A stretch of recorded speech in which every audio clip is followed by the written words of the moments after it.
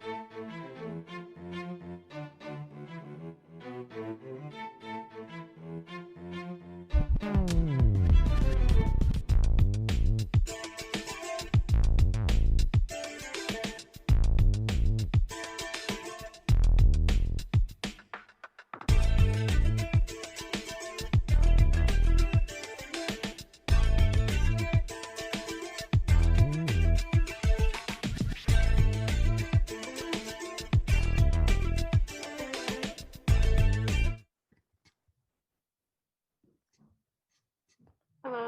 Hello. Okay, that was kind of lukewarm, but I'll take it anyway. Hello, Vice Mayor. There we go. Thank you. We're so happy to be here. Much That better. was lukewarm, Vice Mayor, if I may add. I really do appreciate that. Let's see. I know, Tony, you had an updated agenda, so I just want to make sure I Yes. right one.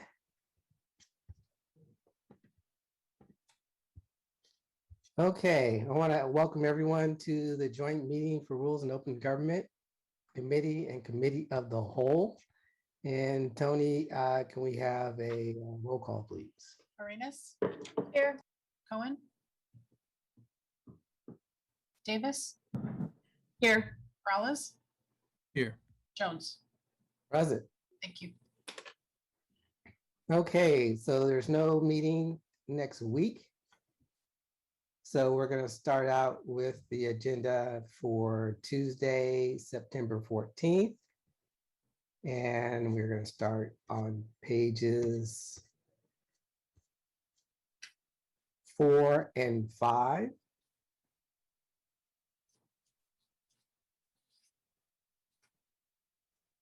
Six and 7.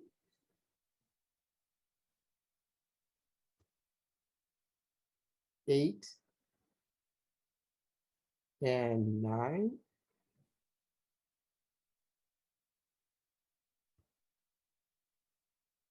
10 and 11.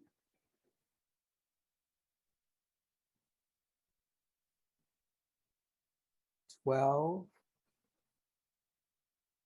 and 13.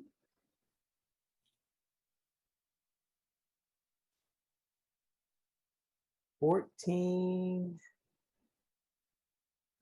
and 15.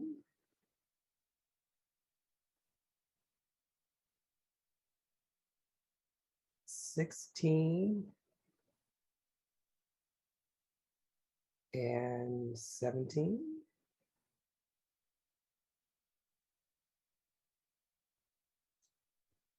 And I did not see an ad sheet. So we are going to go to the public first for public comments. And the first public speaker is Blair. Go ahead, Blair. Hi, everybody. Happy Wednesday. Happy September. To speak to 3 items on this agenda for the, I guess, the 14th of September. One is SV RIA. Try a new name there. That's the emergency radio service for first responders. You know, I've been talking about this for a few weeks now, and with the hotspot issues recently. You know, is there you've created a really good Bayrix channel. Is there a first responder channel for everyday public in the times of emergency? Just to mention that again. I know Councilperson Jones was working on this a few years ago. I hope you can offer the public some updates on this subject. About, what else is there? Oh, there's an item about complete streets on King Road. So I just thought it would be important to mention, as always, the importance of open public policy with technology that will be a part of this project, as always. You know, it can be so easy for a person to be able to just call yourselves up and ask that, you know, what kind of technology is this Complete Streets project having? Can you give me a rundown? Can you give me what will be its data collection, its purposes. How can I retrieve that data? There is a way to do this now, so it can be very clear and easy. You don't have to make this difficult anymore. I hope we don't. And it just takes effort to learn how to do that. We can one day, I hope we do. 20 seconds left. There's an item about extremely low income issues you're working on and helping with one of your items. Thank you very much for addressing this issue.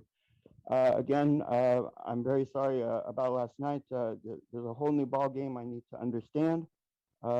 Mixed income can still be an important part of that. Thank you. Thank you. Paul? Yes, good afternoon, Council. My concern is about, there's a lot of items that I think the city as a whole and people like Blair and myself would benefit from some of the discussions on items that appear on the consent calendar.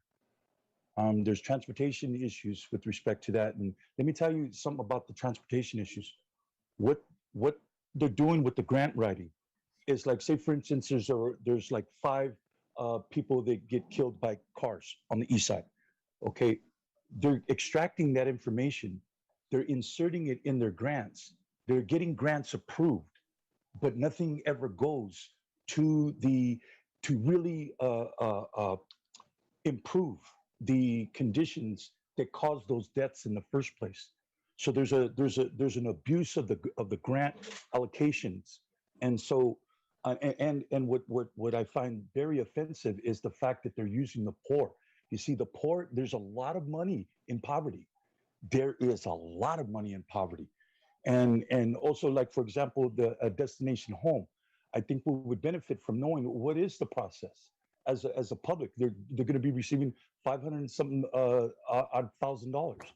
I think I would like to know from this organization that's getting a lot of this money. This is city money. Okay, what is the problem? What is the impediment specifically? What are you going to do that is going to expedite these processes? I think that as a city that we would benefit from those conversations. So there would be a more clear understanding of what's happening.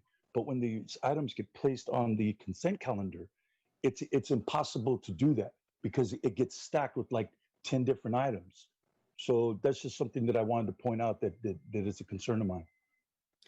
Thank you. The person with the number ending in 4963. Yeah, hi, Martha O'Connell, speaking as a citizen pursuant to the First Amendment. On August 4th, I called up and said, come on, guys, make the appointments to the Housing Commission for District 3 and 5. These are incumbent commissioners. They're doing a great job. No action was taken, nothing. Subsequently, I find out that they have openings in 3, 5, 7, 9, and the mayor, and nothing is happening.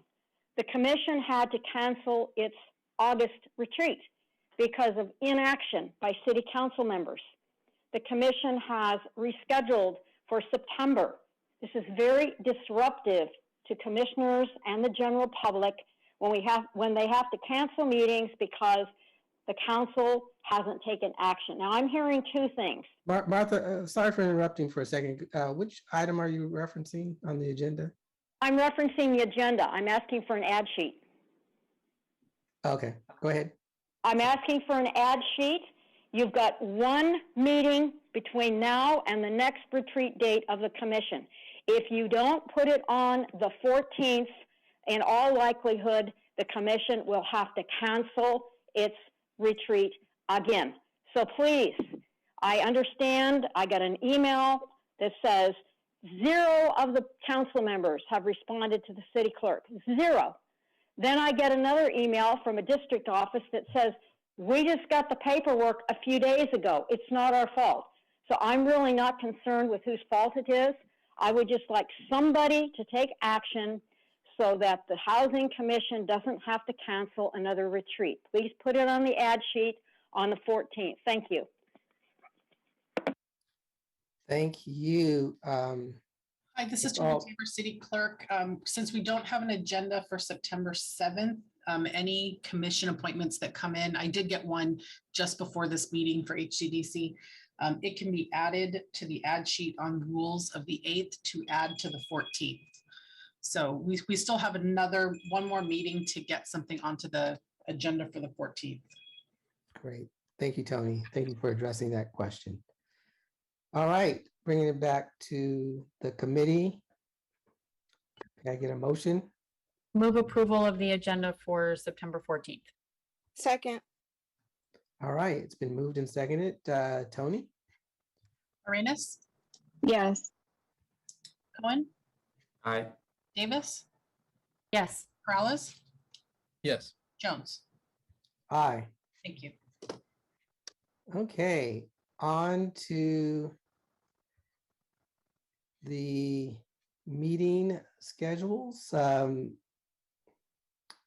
the next item is release date for study session. Recommending the release of the study session on Friday, September 17th. So I'm going to go to see if we have any public speakers. And yes, we have 1, 2. Go ahead, Blair.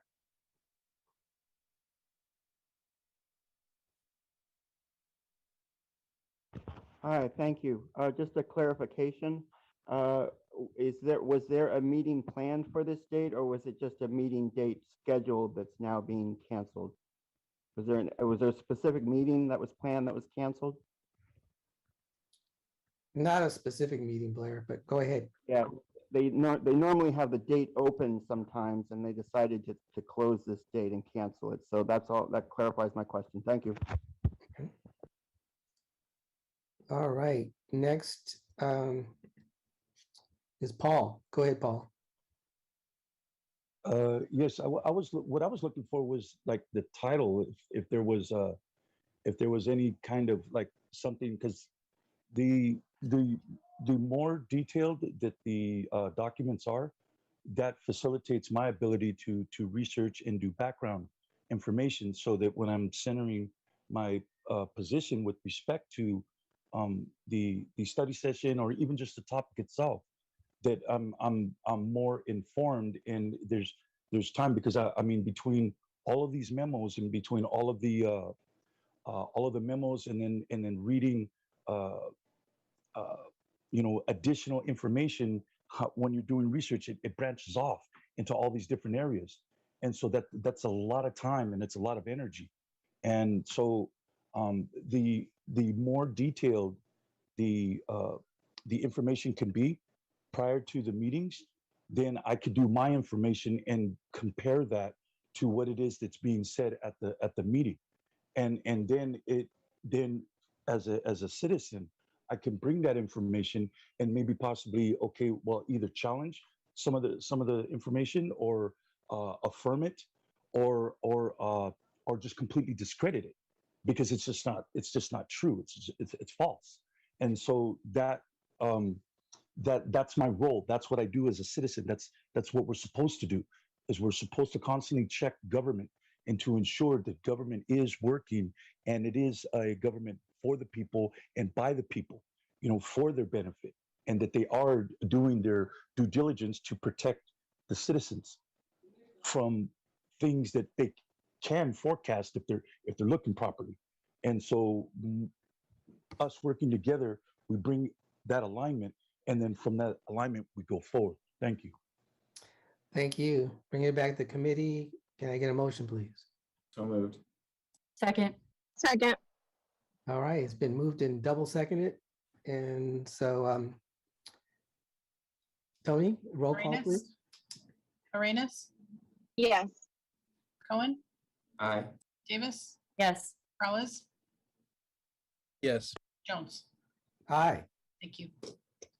Okay, on to the consent calendar, and I'm going to start with public comments. Go ahead, Blair.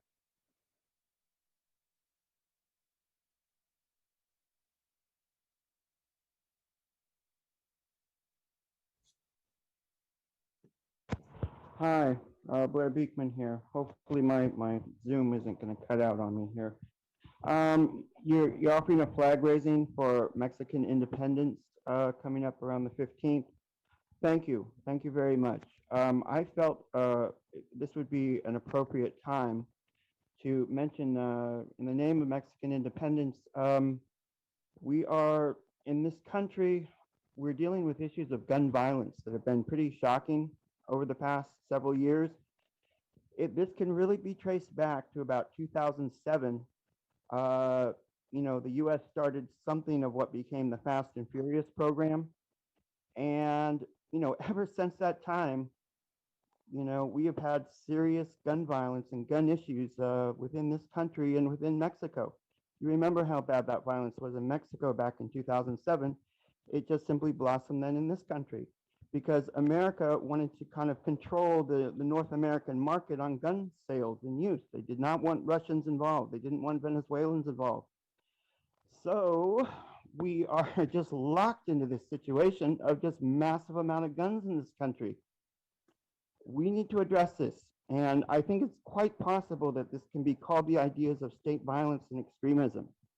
We're dealing, since the events of the VTA, to really re-examine what is our local bureaucracy and how it works and how we can kind of look into the future and foresee events and try to work from person to person to give a heartfelt feelings, how to address those events. It's this work together at the local level we can really begin to address state violence and extremism at the state and international level. And we're doing that. That's what Reimagine and Equity are about. We do these good work at the local level. We address state and international level. Thank you. Thank you. Paul? Yes, this is, I'm hoping that we could possibly use that date, the raising of the flag, to possibly start centering some factual truth about California history and Mexican history, as a whole. That's why it was so critically important that I did what I had to do in order to bring up the conversations, do all the lobbying that I could do, and then successfully rally the community to have the Fallon statue removed. That was critically important. Is because if you ask any immigrant here in San Jose, they do not know that statue is a representation of what put the idea in his head that he's an immigrant. You see, because that's where the line came from, the scar in San Diego. You see, and if the Mexican community, we had a very, very short-lived independence. For 300 years, we had experienced the oppression of both church and state, the Catholicism, and via the mission system and the Spanish government. So in 1821, they were excised, get the church out and get the government out. And so we only had an independence for 20-something odd years. We were an infant country. We were just trying to get our bearings back from that 300 years of oppression. And the United States saw that weakness. They saw that vulnerability, and they came in for the kill, literally the kill. And so that is what reinstalled the Catholic Church. And that's how come they had so much power here in San Jose, because Peter Burnett was not a Catholic. Peter Burnett converted. And in exchange for that conversion, he granted the Catholics Santa Clara University in 1851. And that's why he's buried in Mission Cemetery. So I'm hoping that we can at least center some of these. Thank you, Paul. All right, bring it back to the committee. Can I get a motion, please? Move approval. Second. Thank you. Tony? Arenas, Yes. Cohen, Aye. Davis, Yes. Peralez, Yes. Jones. Aye. Thank you. Okay, the next item has been deferred. That's the pedestrian safety pilot at Monterey Road and Kirtner Avenue. And the next item has also been deferred, City of San Jose and Santa Clara Valley Water efforts towards purified water project. So the next item is the work plan. So an update to the August 2021 to June 2022 Neighborhood Services and Education Committee work plan. I'm going to go to the public first. Go ahead, Blair.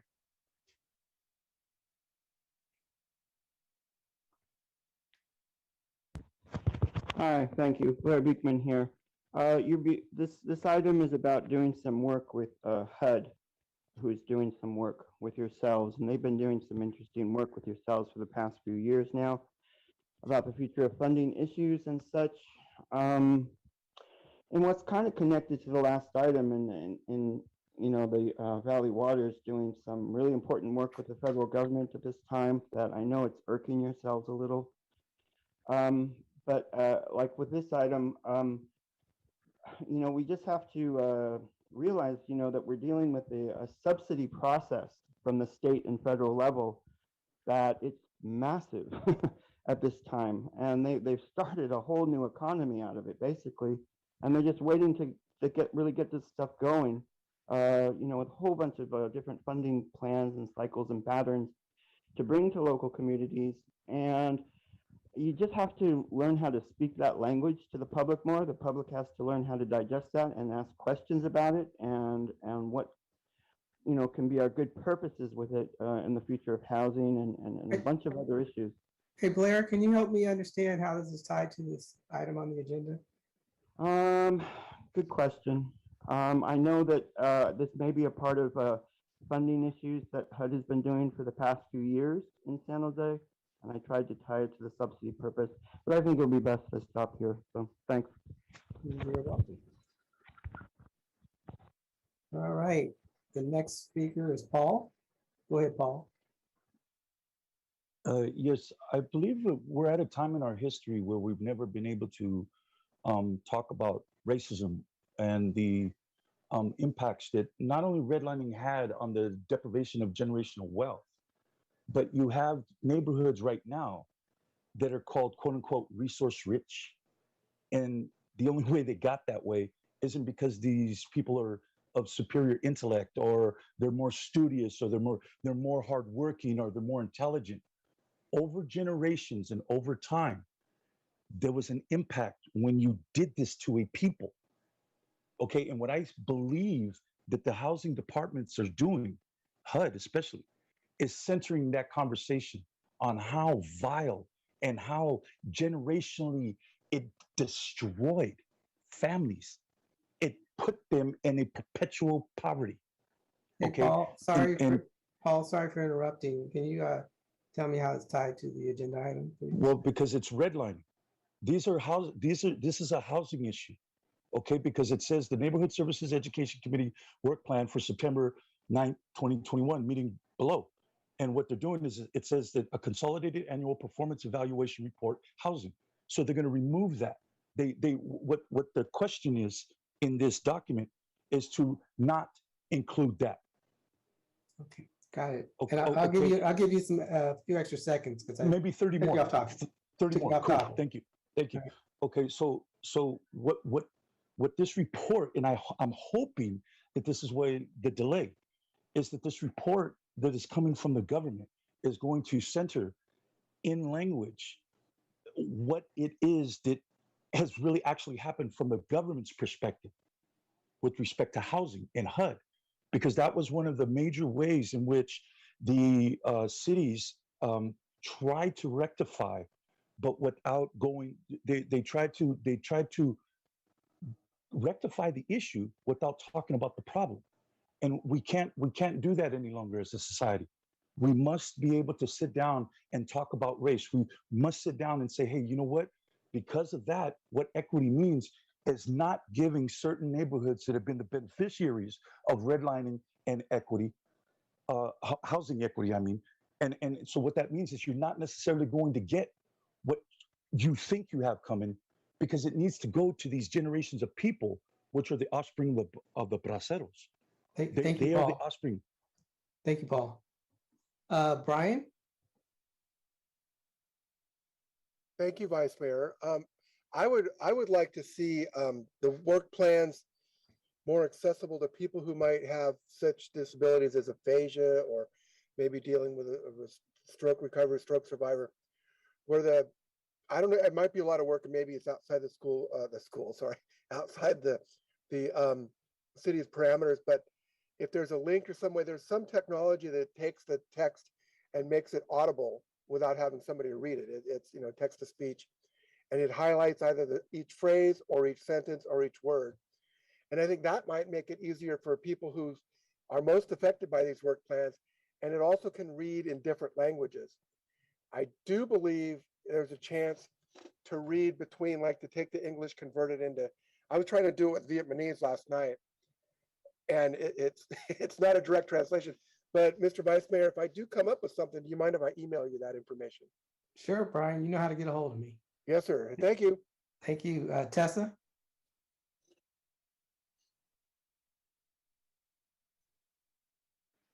Thank you.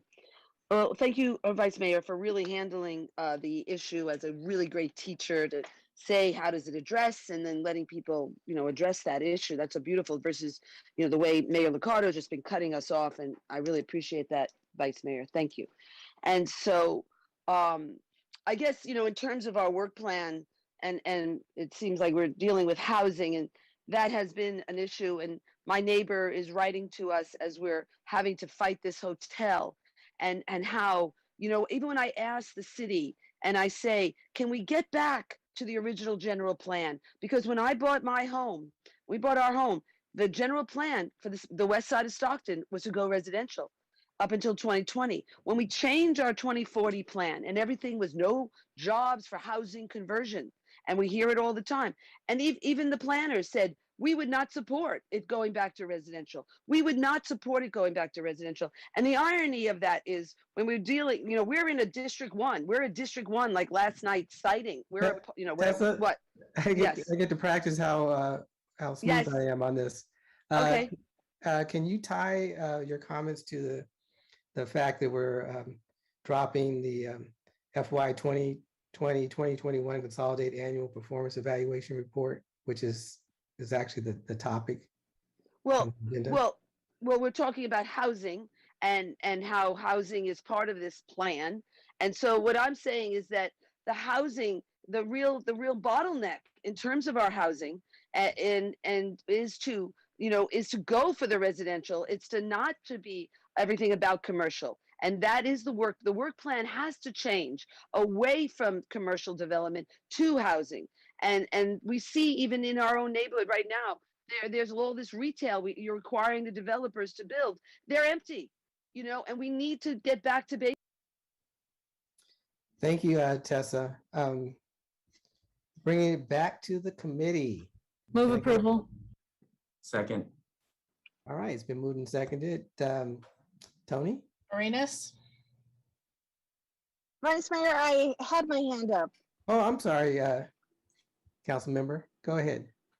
That's okay. I just wanted to give a little bit of an explanation on that item that Mr. Soto was referring to in the Neighborhood Services Committee work plan. And this is the Consolidated Annual Performance Evaluation Report, commonly referred to as CAPR. And our department staff has asked for a delay. The teams has had some challenges with completing the report because the United States Department of Housing and Urban Development has delayed the process. And so the committee will not hear the item. It'll go directly to council, but the residents, our public, will still have an opportunity to comment on this report. And so we look forward to having that comment directly at the city council. And that was it, really. Thank you. Thank you. And we had a motion. Did I hear a second? Yes. All right. So it was moved and seconded. Tony? Arenas, Yes. Cohen, Aye. Davis, Yes. Peralez, Yes. Jones. Aye. Thank you. Okay, next item is an update to the August 2021, June 2022 Smart Cities and Service Improvements Committee work plan. I'm going to go to the public first, and go ahead, Blair.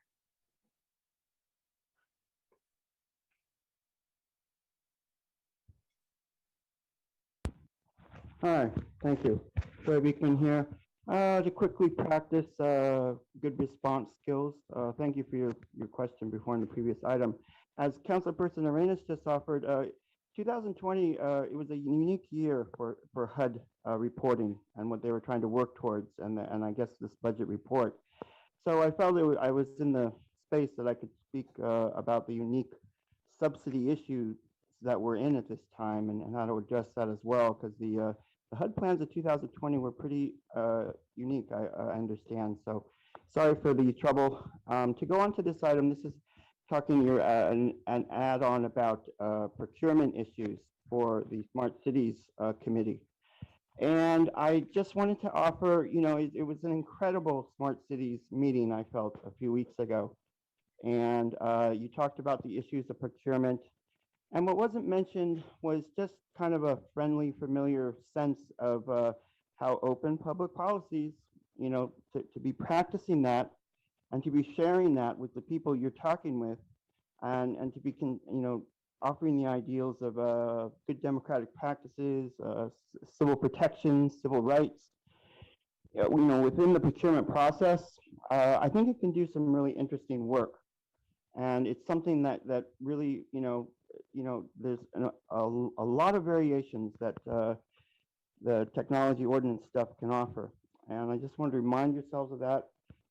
Also that it was spoken at that meeting that, it seems that we'll be working on AI stuff this fall, new AI stuff, and it'll be new to yourselves. And it's a little cold in how to work with it. We're talking about issues of humanity at this time. So I just wanted to remind ourselves of our humanity, working person to person, heart to heart, and good luck what we can do with open democracy this fall. Thank you. Thank you, Paul. Yes, and from this meeting months ago, it was from this particular meeting where it was announced and official that 400,000 people are going to be coming to this city.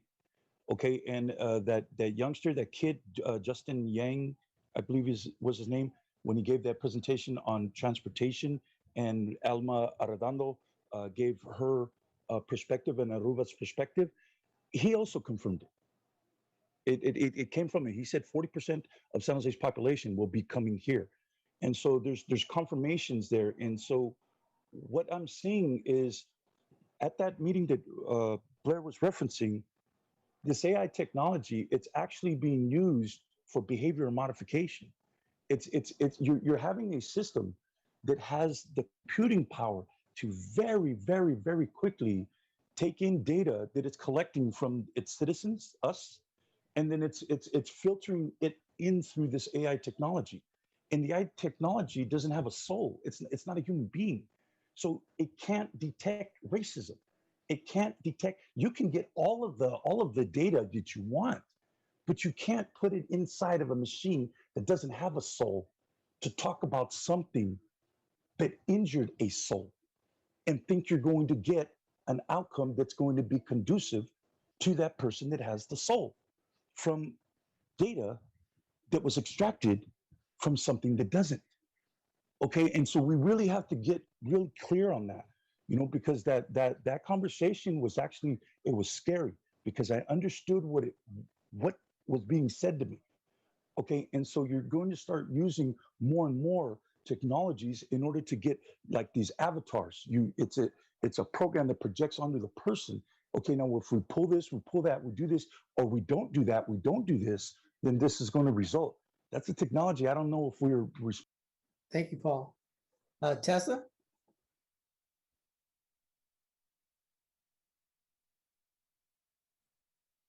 Unmute. Yes, thank you. Smart cities.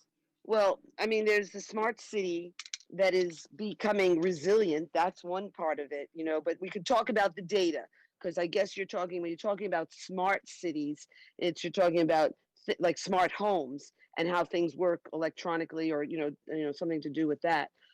And so the data that has been collected in my neighborhood is about the pollution, that my neighborhood is highly impacted with pollution. And the Bay Area Air Quality Management District has documented that. And then there's also Breathe California, which is the an alternative to the Lung Association. And don't forget, the Lung Association has given us an F in our air quality. But in our particular neighborhood, based on the geographics of having the mountain, that's why the east side is so bad, because all the pollution just goes up against those mountains. But our area is where it starts in San Jose, and we are one of 5 neighborhoods in the Bay Area. So when we have these, okay, the smart city, what I'm saying, well, no, wait. What I'm saying is that, we have the data, and yet we're not responding. That's what I'm talking about. And that's what Paul was saying. We can have data, but what are we doing with the data? And that's where I'm asking for reparations to our neighborhood. We need mitigations. That's why even housing with the 35, 80 cars would not, because we haven't upgraded our car relationship. We need to ban cars completely to really deal with our pollution issues. And so that's why we're going for an eat, grow, learn to grow food so that we can have fossil fuel free jobs. That is our smart city. That is responding to the data of our pollution. We need to start looking at the data and responding to it. And it's the same thing with climate crisis. The data is in and we're not responding. Thank you. Brian? Thank you again, Vice Mayor. I'd like to bring up about, and I hope this is included in the work plan, the 311 app has a lot of issues as far as like usability. And I've brought it up with several staff members at a couple of the, sections that I've lived in, 1 and 6. And they're very kind, always staff they'll deserve a hand. They deserve a lot of credit, and I want them to know that. I know I can be a pain in the kabuska sometimes. But to have 311, for instance, I tried to take care of an issue, and it wasn't the issue that was really important. It was as much trying to say the communication to express the issue was trying to get a phone number reattached on a sign that was for a development, and it took 18 months of calling and calling and calling. And I kept saying, this is not about the work, it's about the lack of communication, and there's somewhere it's broken. I'm just using this as a specific example. Same thing with potholes, the same thing with the usability. And the one part that's really a problem with the 311 app is it asks you to click on a particular pin, because not every pothole has an exact address. And, when you're out there seeing a pothole, you're not going to stop, take a picture, look at the new, after that, you'll get hit by a car and you won't be worried about the potholes anymore. But I really think it's a chance, but if 311 app and the whole concept behind it is your backbone for your smart city, I think you really want to take a look at it. And I would, no offense, but some people need to be held accountable as to the quality of that app. And having someone who's developed several apps, I can tell you that I know I've always been held accountable for it. Thank you. Thank you. Bringing it back to the committee. Move approval. Second. All right, it's been moved and seconded. Tony? Arenas, Yes. Cohen, Aye. Davis, Yes. Peralez, Yes. Jones. Aye. Thank you. On to open forum. All right. Got a couple of speakers. They're going to start out with Paul. Go ahead, Paul.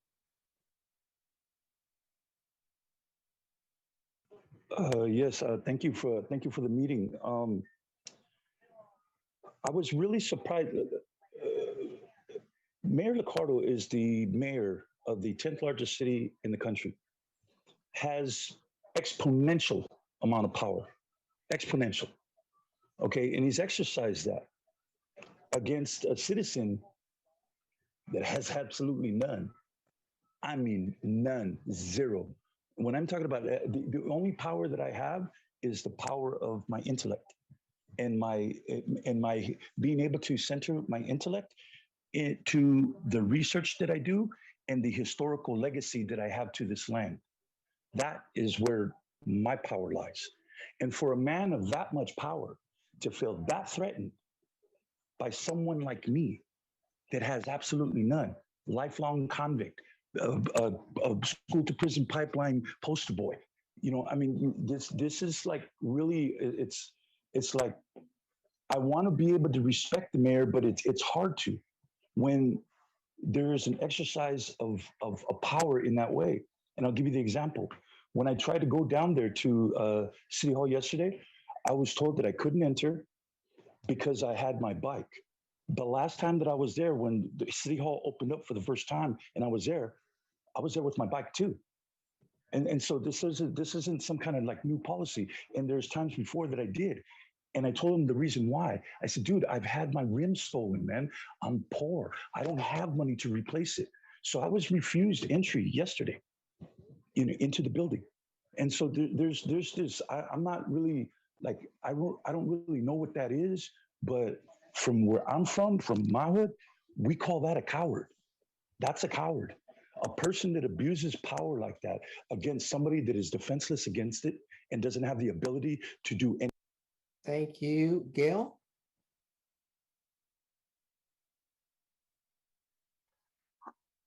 Hi, good afternoon. Nice to see you, Vice Mayor. Okay, guys, I'm here. Let's talk about Columbus Park. I think you probably already received the email of the phased map, what they're going to be doing at heading in spring. Council member Perales has heard me talk with him many, many times. And the thing that's not happening, and I know it's not going to happen, is you all aren't going to be doing anything. There's nothing that's being done now for housing or motels for the unhoused at Columbus. What Apple has done at Component and the Apple site, wonderful. Everybody got into the motels. I've been there every day. It's a great movement. You guys, you have to do something. This is going to be a tragedy like nothing's happened in San Jose. They screwed it up on South Hall. People ended up back out on the street because they didn't do it right. This is the truth. And if you don't start finding land or buying empty buildings or empty motels, it's really going to be tragedy waiting to happen. And if you haven't received the email from housing, please ask them, because it's very important that you all know what is going on with this movement. But I am very scared. It keeps me up at night because I know it's not going to work out, because this is what happens. You offer them to go into a shelter. They don't want to go in those horrible places, the shelters. We all know they're bad. So please, please start working on something, because I'm sure you don't want the unhoused on your back door. So thank you for letting me speak. Thank you, Gail. Brian? Well, I hate to bring everybody down, so I'm not going to. I want to thank all of you for your service. It has not been easy. This pandemic has ripped people to shreds. You have tried with everything you have to try to keep it going. And if you didn't do there would have been a lot more people in the streets if you didn't do what you did. And even if you look at the pandemics during the 1918, 1970, and go back in history, this is the first time governments, local, state, and federal, even under President Trump, actually cared for people. Usually in every other pandemic, I will give you some books to read if you want to understand, Justinian's Flea, the Black Death. And these are not that long ago. 2,000 years ago is merely a blink of the eye for, a planet that's been around for 4.5 billion years. And the planet and viruses and the satellites, not satellite, but the moons, they don't care about us. I mean, God does, but that's a more esoteric. We do, and you, ladies and gentlemen, did, and it saved literally hundreds of thousands of people places to live, and I think actually hundreds of thousands of people's lives. The stimulus checks, the moratoriums. I know that it hurt the landlords, but the landlords had access to money too. Sometimes elected officials need to hear thank you, and that's what I'm saying. Thank you, Mr. Mayor. Senior Mayor. Thank you. Tessa? Thank you. Yes. Well, I guess the issue in our neighborhood has been the change of the general plan without notification. And even I have a neighbor who is John Wolfram, whose grandmother, Vera Potter, fought for saving the historic Hoover Middle School. And, you know, she's a historic woman in our neighborhood. And John Wolfram, who worked for the city of San Jose, he was like the head planner. And anyway, he's very upset about what's happening in our community, doesn't want a 5-story hotel, doesn't want 24 hours, thing going on in our neighborhood and in our historic residential neighborhood, where we've already had so much input from so much negative impacts to be across the street from commercial. As everybody knows, Royal Coach Tours destroyed our community with not only their diesel emissions, but harassing our neighborhood with noise because we tried to deal with the pollution. Okay, so this is the history of how corporations destroy, that fight back for any environmental controls. They say no, and they destroy your neighborhood, and we have no noise controls. So anyway, getting to the point is that we were not notified. Our neighborhood was not notified of the change to the general plan when they came over with a drone and they noticed that there was a commercial building, and they said this has got to be residential. I mean, this has got to stay commercial, no housing, absolutely no housing, and it's going to be the ideal thing is the hotel. And that's what happened to our neighborhood without notification. And so what we're demanding for our city is to put it back to residential. That's what we're saying. And there were many plans in the community for it to become townhouses. And the thing is that it could be that. And then, of course, what we need now is a companion garden in any housing that we build. We have. Thank you. Blair? Hi, thank you. Blair Beekman here.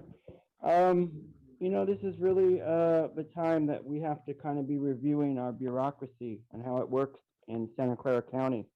I think that's what we'll be trying to do with the events of the VTA. Thank you for the efforts of Supervisor Simidian and Mayor Liccardo, who really tried to address the sheriff issue. I think that can help a lot, and it's really needed. But it is more than that. It is, what I was trying to say earlier, we're really at a time of person to person, heart to heart communication with each other. It's not just technology and law enforcement that can handle these issues. I think you're understanding that, which is nice. It's great. It's awesome. And I just hope we learn how to really do that well. So good luck. And that's why I keep talking about, let's bring on open democracy this fall. And with good ideas, and you're offering honest ideas with, affordable housing, citing issues, explaining it. I hope my ideas about, learning to talk more about mixed income can be safe and helpful. I think it can add a lot to this sort of conversations we're having, and about the future of how data collection can be a humanistic process. These are all things I hope we can talk about this fall and really work toward our good open democratic practices. The Reimagine Task Force will be doing well, and it's a unique process in the Bay Area. It'll be helping everybody a lot. Thank you for this. I hope it can run a year and not just 6 months. It can help, upcoming COVID economic task force and the like. Very much, I think. We're building a future of idealism and hope based on Reimagine and equity. Don't deny these things. Let's learn to better respect them and give them their place. It takes time and practice. Thanks for the meeting. Thank you. That was the last public speaker. So this meeting is adjourned. Take care, everyone.